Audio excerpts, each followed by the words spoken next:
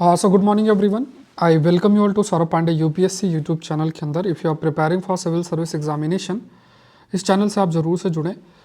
अभी बहुत ही ज़्यादा मतलब आप मानो कि कुछ हेल्थ इश्यूज़ थे. फिर भी मैं सेशन आप लोग के लिए ले रहा हूँ. ठीक है, थोड़ा वॉइस अगर लो रहे तो थोड़ा सा मैनेज करना. तो पहला टॉपिक है विजिन जाम पोर्ट के ऊपर है. ये एक टॉपिक आपका फ्रेम होता है, इकोनॉमी का टॉपिक है. ठीक है, this is linked with economy. Understanding particle pollution, environment का टॉपिक है. What do you mean by particle pollution? Particle pollution के कंटेक्स्ट में United Nation convention to combat desertification COP16 environment का टॉपिक है. ग्रीन वॉशिंग क्या है ये concept discuss करेंगे. एनवायरनमेंट का टॉपिक है. ग्रीन हाइड्रोजन का कंसेप्ट डिस्कस करेंगे और कुछ जो फाइनेंशियल एस्पेक्ट है वो डिस्कस करेंगे. इकोनॉमी का टॉपिक है La Nina and it's weather event. और एक साइक्लोन चीडो करके है, तो ये भी डिस्कस करेंगे. ठीक है, ये मैंने टॉपिक मेंशन नहीं किया. देखो आज क्वेश्चन बहुत अच्छा है. Judiciary independence derives from judicial integrity and judicial accountability discuss करना है. ठीक है, देखो ये क्वेश्चन फ्रेम करना है, इसलिए बहुत डेप्थ में थॉट प्रोसेस चाहिए. आप लोग लिखने में इसमें अच्छे हो तो ठीक है, और अगर आप नहीं अच्छे हो तो फिर again you have to improve. तो ये ज़रूर से देखना है. आप लोग ज्वाइन कर सकते हैं आकलन सीरीज, जहाँ पे आप अपने आंसर को इवैल्यूएशन करा सकते हैं. और लास्ट डे है 17th. आज लास्ट डे है 50% ऑफर का. अगर आप लोग अभी तक ज्वाइन नहीं किए, बहुत सारे डिफरेंट कोर्सेज जो कि लास्ट में मैं आपको एक्सप्लेन कर दूंगा, तो आप लोग उसका हिस्सा बन सकते हैं. स्टार्ट करते हैं. Can withdraw parallels between Tuticorin and विजिन झाम पोर्ट. तो यहाँ पे दो टॉपिक्स आते हैं. एक तो विजिन झाम पोर्ट है, दूसरा डीप सी पोर्ट का कंसेप्ट क्या है. सो विजिन झाम जो है ये तिरुवनंतपुरम जो डिस्ट्रिक्ट है केरला की, वहाँ पे सिचुएटेड है. ये डीप सी पोर्ट है, यह भी आपको याद रखना. मैं डीप सी पोर्ट का कंसेप्ट अभी डिस्कस करेंगे कि कितनी डेप्थ होती है. उसके बाद हम इसे डीप सी पोर्ट कहते हैं. और ये जो डीप सी पोर्ट है, they are design to accommodate large vessels. बड़े जो वेसल्स है उसके अकोमोडेशन के लिए आपका होता है. मेनली इसका एम क्या है कि ट्रेड को कैसे इन्हांस कर सकते हैं. जो शिपिंग एक्टिविटी है किसी रीजन के अंदर, उसके अंदर हम कैसे बढ़ा सकते हैं. लोकल इकोनॉमी को कैसे बूस्ट जो है वो किया जा सकता है. समुद्र जो कनेक्टिविटी है उसको कैसे बढ़ाया जा सकता है. और जो मेनली फोकस ये है कि देखो ये जो पोर्ट है ये केरला के अंदर है, तो समुद्री पोर्ट है. और क्योंकि पोर्ट है तो इससे जो एक ट्रेड है वो भी आपका बढ़ेगा, शिपिंग एक्टिविटी बढ़ेगी, इंटरनेशनल शिपिंग रूट का ये हिस्सा आपका बनेगा, और कोस्टल जो इंफ्रास्ट्रक्चर है वो भी आपका डेवलप होगा.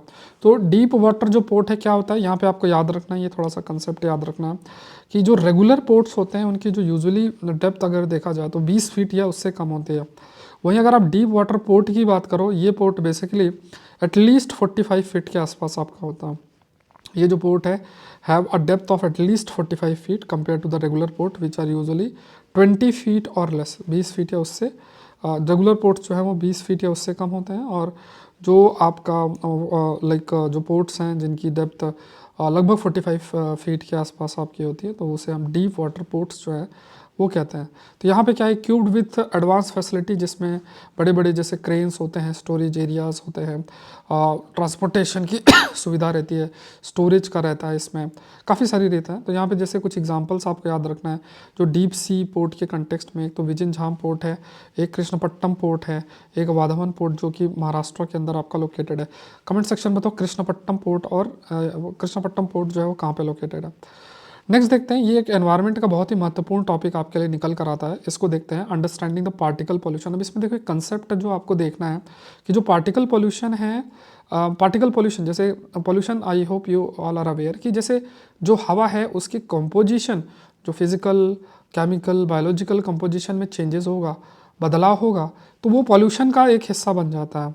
और जब हम पार्टिकल पॉल्यूशन की बात करते हैं तो इसमें हमेशा एक पॉइंट याद रखना है कि इसमें सॉलिड पार्टिकल का भी मिक्स है, और इवन जो लिक्विड ड्रॉपलेट्स हैं उनमें भी परिवर्तन जो है आपका होता है. तो बहुत सारे डिफरेंट सोर्सेस होते हैं जहाँ से ये डिफरेंट पार्टिकल्स आपके डिराइव होते हैं. जैसे व्हीकल्स हैं, इंडस्ट्रियल प्रोसेस है, even natural events, wild fire है, वहाँ से भी ये पार्टिकल्स आपके डिराइव होते हैं.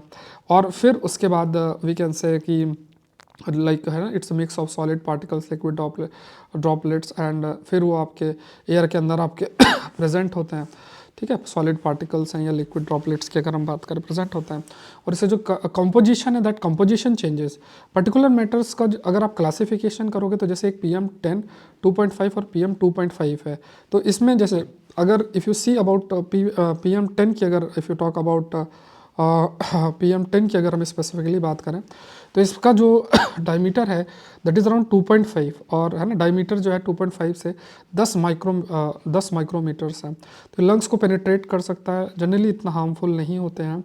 इनसे जो छोटे हैं जैसे मान लो PM2.5 है, जिसका जो आपका they are smaller than 2.5 micrometres, ये बहुत ही छोटे होते हैं और ये बहुत ही डेंजरस होते हैं, बिकॉज काफ़ी सारे हेल्थ इश्यूज जो है वो जनरेट आपके हो सकते हैं, और इवन ये ब्लड स्ट्रीम तक में जो है वो आपका एंटर कर सकते हैं, तो लंग्स में और बहुत सारे बॉडी ऑर्गन्स को भी ये इम्पैक्ट आपका कर सकता है। चिल्ड्रंस हैं, एडल्टली पीपल्स हैं, दे आर वनरेबल इसके लिए। फिर PM2.5 नॉट अटेनमेंट एरिया की बात करते हैं, यहाँ पे 2.5 नॉन अटेनमेंट एरिया मतलब क्या, level of PM2.5 exceeded the safe limit of 35 UG पर क्यूबिक मीटर ऑफ एयर। तो अब ये देखो, ये आपका एनवायरनमेंट का कंसेप्ट है। अगर आपसे पूछा जाए कि PM2.5 नॉन अटेनमेंट एरिया, ये रिसेंटली न्यूज़ है, इसका मतलब क्या होता है, तो इसका मतलब जो सेफ लेवल है PM2.5 का जो कि इतना है, अगर इससे ज़्यादा है तो दैट इज़ लाइक, अगर वो सेफ लिमिट को एक्सीड करता है तो we use this term called as PM2.5 non attainment area.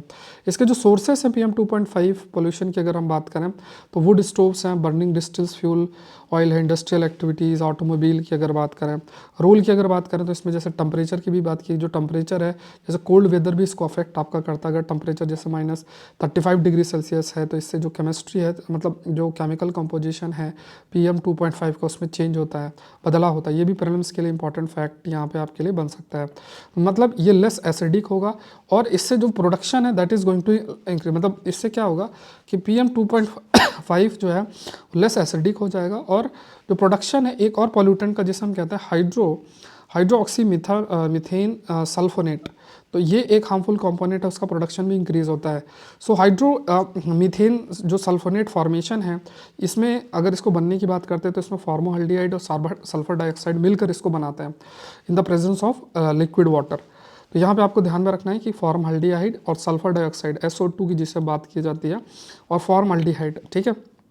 तो यहाँ पे फॉर्मल्डिहाइड और SO2 in the presence of liquid water, ये मिलकर हाइड्रोमीथेन सल्फोनेट को जो है ये बनाते हैं। अब इसमें देखो, इसमें कहा गया कि जो सुपर कूल्ड स्टेट है, मतलब टेम्परेचर बहुत अधिक अगर लो हो जाता है तो इससे जो लिक्विड वाटर है it to remain without freezing, ये कुछ ऐसी कंडीशन होती है, मतलब जैसे अगर सुपर कूलिंग की कंडीशंस अगर होगा तो जैसे एरोसोल जो पार्टिकल्स, एरोसोल मतलब छोटे छोटे जो कण होते हैं, छोटे छोटे जो पार्टिकल्स होते हैं, ये सुपर कूल्ड स्टेट में, मतलब बहुत ही ठंडे स्टेट में आपके प्रेजेंट होंगे। इसकी वजह से जो लिक्विड वाटर है ये प्रेजेंट होता है बिना फ्रीजिंग के, और ये फैसिलिटेट करता है मीथेन सल्फोनेट के फॉर्मेशन के लिए। तो ये फैक्ट्स थोड़ा सा आपको याद रखना है। जो PM2.5 है, अगर इसकी एसिडिटी है, अगर उसमें बदलाव होता है तो इससे सल्फेट और अमोनियम जो आयन है उसका भी बैलेंस अफेक्ट होता है। देखो ये जो चीज़ है इसमें जो अगर आप देखोगे तो वी कैन से कि एक पॉइंट जो आपको ध्यान में रखना है कि इसमें जो अगेन वेरी इंपॉर्टेंट, कि जैसे प्रीलिम्स स्पेसिफिक जो प्रश्न है वो आपके लिए फ्रेम हो सकते हैं। They can ask you very simple aspect, they can ask you identify the correct statement about the PM2.5 particles, तो balance of sulphate and ammonium ions, ठीक है। तो यहाँ पे it can create a condition favourable for methane sulphonate. तो अब अगर आपसे पूछा जाए कि एक जो मेजर फैक्टर होता है कौन सा एक मेजर फैक्टर होता है जिसकी वजह से जो हाइड्रोक्सी मीथेन मीथेन जो सल्फोनेट है वो उसके फॉर्मेशन जो है ना, उसके फॉर्मेशन के लिए जो फैसिलिटेट करता है। तो यहाँ पे वी कैन से जो एसिडिटी है, जो PM2.5 पार्टिकल्स उसकी जो एसिडिटी है उसमें जो शिफ्ट आपका प्रेजेंट होता है, तो उसकी वजह से we can say the condition favourable for hydromethane sulphonate का प्रोडक्शन का जो कंडीशन है वो आपका क्रिएट होता है।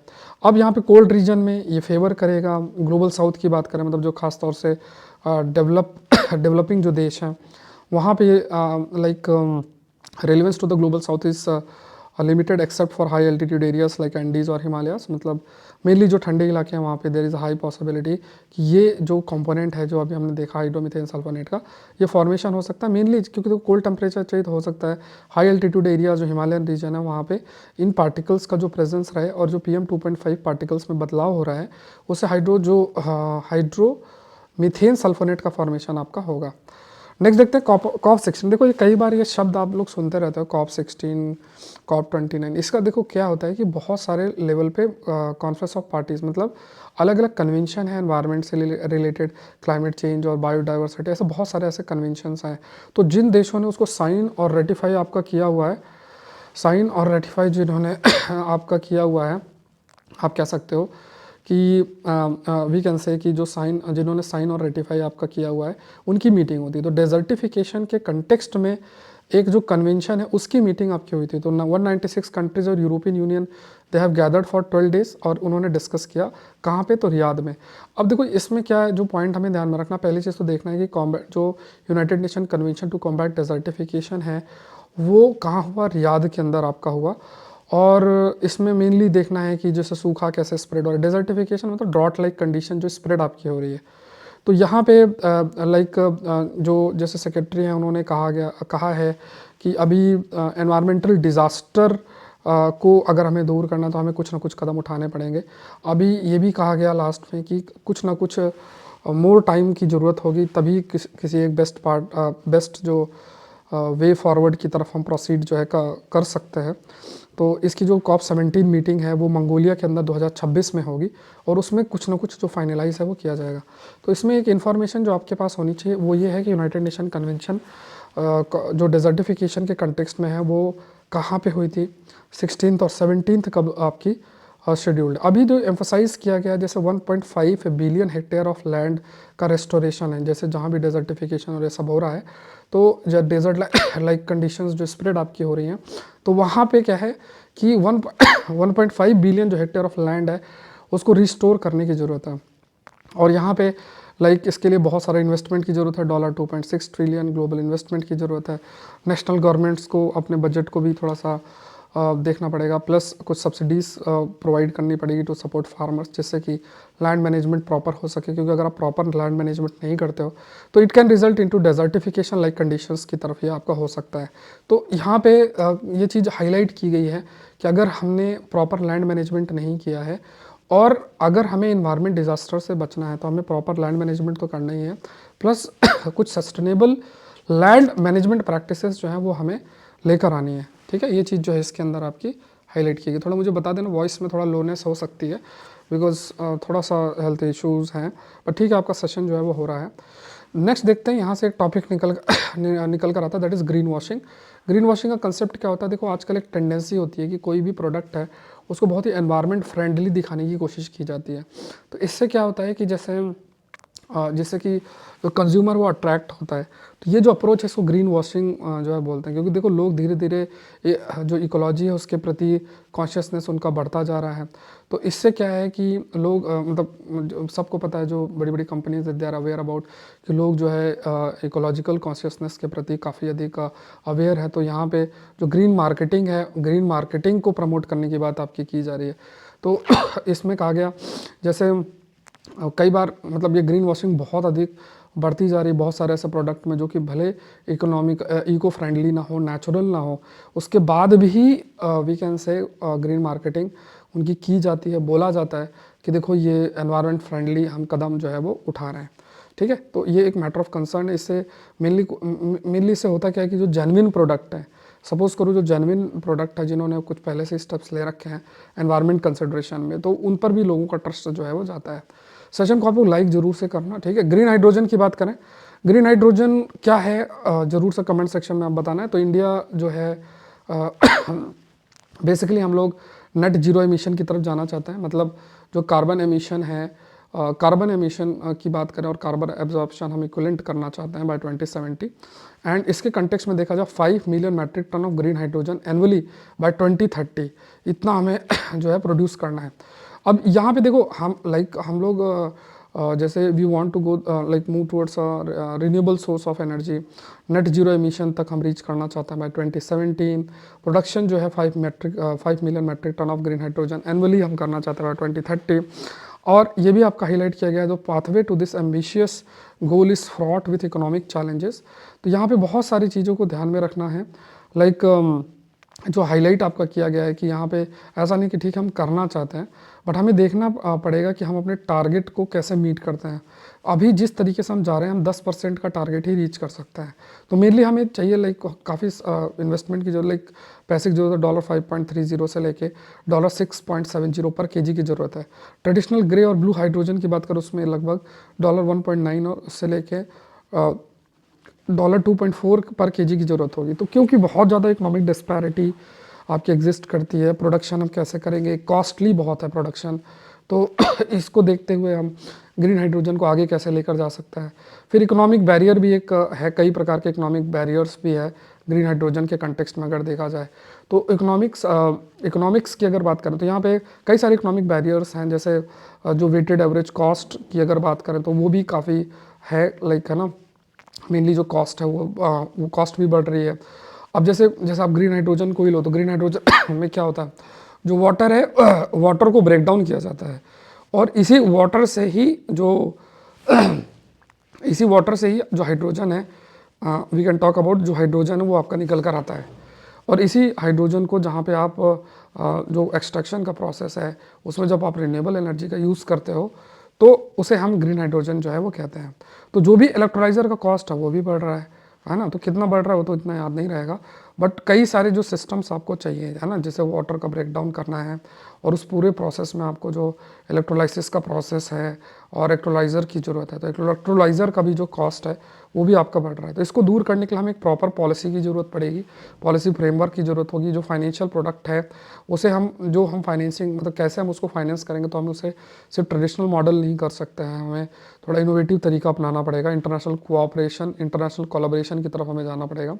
तो carbon intensive hydrogen origin certification की अगर बात करें तो है ना, तो यहाँ पे इंटरनेशनल कोलैबोरेशन की अगर हम बात करें तो यहाँ पे क्रॉस बॉर्डर पार्टनरशिप, मतलब कई सारे देश हैं उनके साथ हम एक पार्टनरशिप इस्टेब्लिश करके एक है ना कोलैबोरेटिव एफर्ट के माध्यम से इन्वेस्टमेंट इंक्रीज कर सकते हैं और उसके माध्यम से जो ग्रीन हाइड्रोजन है उसको डेवलप जो है वो कर सकते हैं। नेक्स्ट देखते हैं, how does La Nina affect India का क्लाइमेट। तो ला नीना आप लोगों ने पढ़ा भी होगा, बहुत बार हमने डिस्कस भी किया है।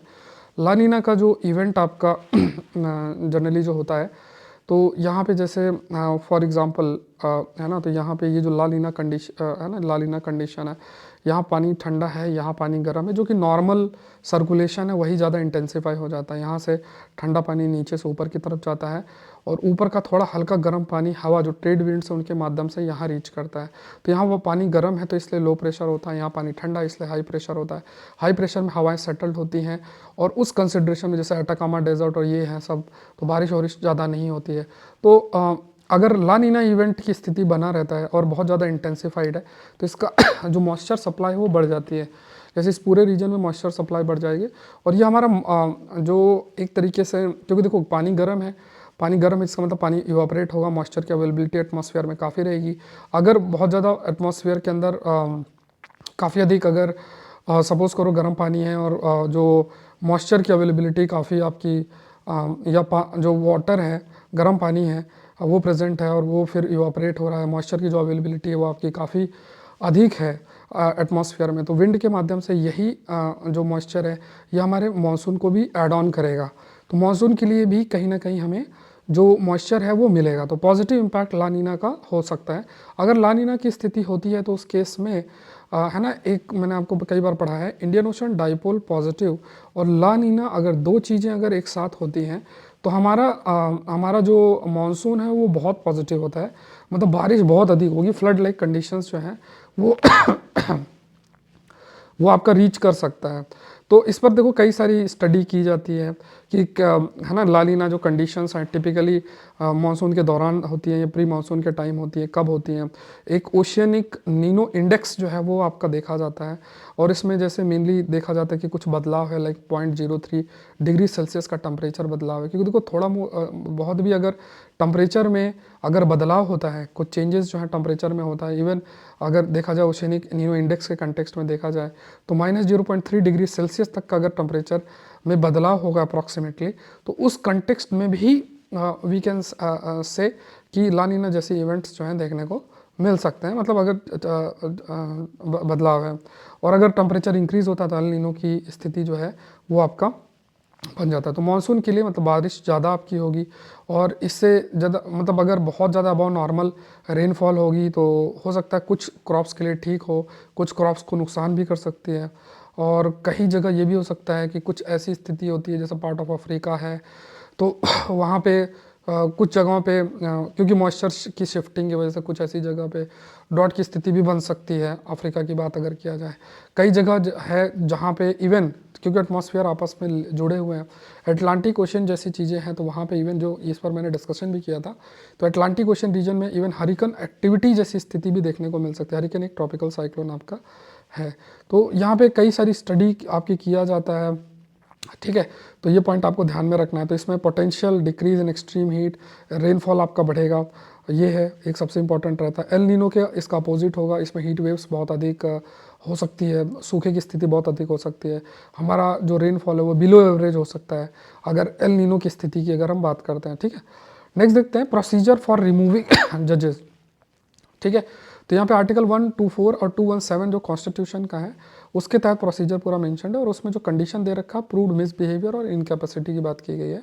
साथ में जज इंक्वायरी एक्ट 1968 के तहत देखा जाए तो यहाँ पे मेनली अगर हमें इनिशिएट करना तो मोशन लेकर आया जाता है, 50 राज्यसभा और 100 लोकसभा जो मेंबर्स हैं वो एक साइन करके चीज़ें मोशन जो है वो रन करते हैं, और उसके बाद एक कमेटी का फॉर्मेशन आपका होता है, 3 मेंबर्स कमेटी का फॉर्मेशन जो है वो आपका होता है, और जिसमें जजेस होते हैं डिस्टिंग्विश जूरिस्ट होते हैं, और वो इन्वेस्टिगेशन कैरी आउट करते हैं। अगर कमेटी को लगता है कि जजेस गिल्टी मिसकंडक्ट है तो मोशन जो है is brought before house of the parliament, और इसमें फिर स्पेशल मेजोरिटी के माध्यम से रिमूवल आपका हो जाता है। इसमें आप देखोगे तो पूरा लक्ष्मीकांत किताब है उस पर भी मेंशन्ड है। इसके अलावा अगर कोई जज जो है मिसकंडक्ट रहता है तो इसमें सुप्रीम कोर्ट की भी प्रोसीडिंग है, जैसे अभी जस्टिस यादव हैं उनके स्टेटमेंट के कंटेक्स्ट में कई सारे इश्यूज आपके चल रहे हैं। सो ये सुप्रीम कोर्ट कोलिजियम के सामने वो रहेंगे और उन्हें अपनी पोजीशन को थोड़ा क्लैरिफाई करना पड़ेगा। उसके बाद जैसे जुडिशल अकाउंटेबिलिटी और इथिकल स्टैंडर्ड्स जो हैं मेंटेन करना बहुत ज़रूरी है ना, कि अगर जज मान लो कुछ ऐसे स्टेटमेंट देते हैं जो कि मे बी जो ट्रस्ट है जुडिशरी में उससे रिड्यूस होता है, उस कंटेक्स्ट में जुडिशल अकाउंटेबिलिटी इंश्योर करना बहुत ज़रूरी है, और सर्टेन जो कंडक्ट है वो मेंटेन करना, इथिकल स्टैंडर्ड्स हैं वो भी मेंटेन करने की आपकी ज़रूरत रहती है। नेक्स्ट देखते हैं साइक्लोन चीडो। साइक्लोन चीडो पहले इसका नेमिंग देख लेते हैं, पहले कहाँ पे आया है। तो ये इंडियन ओशन रीजन पे साइक्लोन चीडो आया है, ठीक है। और ये ऐसा पूरा आपका रीजन पूरा हिट हो रहा है, मलावी रीजन है, जैसे ये देखो ना मलावी, जिम्बाब्वे, ये सब रीजन है, मेडागास्कर, ये पूरा इसका पाथ है। अब इसके अलावा इसमें ये देखना है कि साउथ वेस्ट जो Indian ocean tropical cyclone committee है, ये साइक्लोन की नेमिंग के लिए रिस्पॉन्सिबल। इन जगहों पे अगर साइक्लोन आता है तो उसके जो नेमिंग है वो south West Indian ocean tropical cyclone committee के द्वारा किया जाता है। अब पूरे यूट्यूब में सर्च कर लेना, टॉपिक कोई नहीं कवर किया होगा, चाहे तो आप देख लेना। आप मुझे स्क्रीनशॉट भेज देना, मैं आपको एक कोर्स में फ्री में करा दूंगा, मतलब इस टाइप से किसी ने नहीं किया होगा। South West Indian ocean tropical cyclone जो कमेटी है ये authority responsible for naming cyclone, ठीक है। बट भेजना है जो मेरे सेशन से पहले हो, बाद में तो लोग कॉपी कर सकते हैं। तो यहाँ पे देखो बहुत सारी चीज़ें हैं जिसमें मॉरिशस, मेडागास्कर, मोजाम्बिक, सेचेलिस और साउथ अफ्रीका, तो ये सब जो है south West Indian ocean tropical cyclones committee का आपका हिस्सा है। तो नेम जो चीडो है उसका मतलब है ग्रेस होता है अफ्रीकन कल्चर में, ये नाम है। और नाम मेनली जो रखा जाता है उसमें देखा जाता है कि कल्चरली अप्रोप्रिएट हो और उसको प्रॉपर प्रोनाउंस आपका किया जा सकता है, लोगों के द्वारा याद रहे। मेंबर जो कंट्री है वो कंट्रीब्यूट करते हैं, जो प्री डिटरमाइंड लिस्ट होती है उसमें कंट्रीब्यूट करते हैं। नेम सिंपल है, और कोई भी साइक्लोन बनता है और साइक्लोन अगर स्ट्रॉन्ग होता है और नाम यूज़ हो जाता है तो साइक्लोन का नाम रिटायर हो जाता है, फिर दोबारा यूज़ नहीं होता है। साइक्लोन के बनने की बात अगर किया जाए तो यहाँ पे हमें ये ध्यान में रखना, जो साइक्लोन जो चीडो है ये बना कहाँ है, यहाँ ये बेसिकली इंडियन ओशन रीजन पे आपका बना है। सो कोई भी साइक्लोन बनता है तो उसके लिए एक सर्टन रेंज ऑफ टेम्परेचर की जरूरत है। तो वार्म ओशन वाटर है, लगभग 27 डिग्री सेल्सियस का टेम्परेचर है, तो वो फैसिलिटेट करता है साइक्लोन के बनने के लिए। विंड शेयर है वो मिनिमल है, अगर विंड का मूवमेंट बहुत अधिक होगा तो साइक्लोन का फॉर्मेशन नहीं हो पाएगा। तो है ना, जैसे ऊपर नीचे अगर हवाएं बहुत तेज़ी से इधर उधर हैं तो फिर वो एक ही सेम कंडीशन में साइक्लोन का फॉर्मेशन नहीं हो सकता, ठीक है। तो ये चीज़ है, ये चीज़ आपको ध्यान में रखना है। तो 27 डिग्री सेल्सियस का temperature, continuous supply of moisture की ज़रूरत है। तो पहले एक ट्रॉपिकल डिप्रेशन के रूप में होता है, फिर धीरे धीरे जो है वो साइक्लोन का रूप आपका ले लेता है। तो वार्म ओशन वाटर और लो विंड शेयर जो है ये दो चीज़ें आपकी रहती हैं।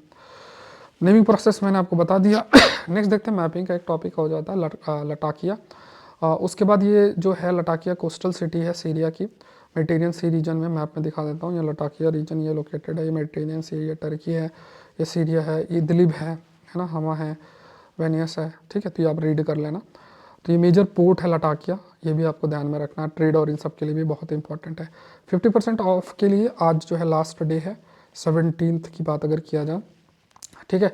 तो प्रीलिम्स से स्पेसिफिक जो कोर्स है वो आपका है, इसमें मैं आपके लिए 2 साल का करंट अफेयर्स है, NCERT, mapping, advance books, PYQ, सब कुछ इसके अंदर आपकी रहेंगी।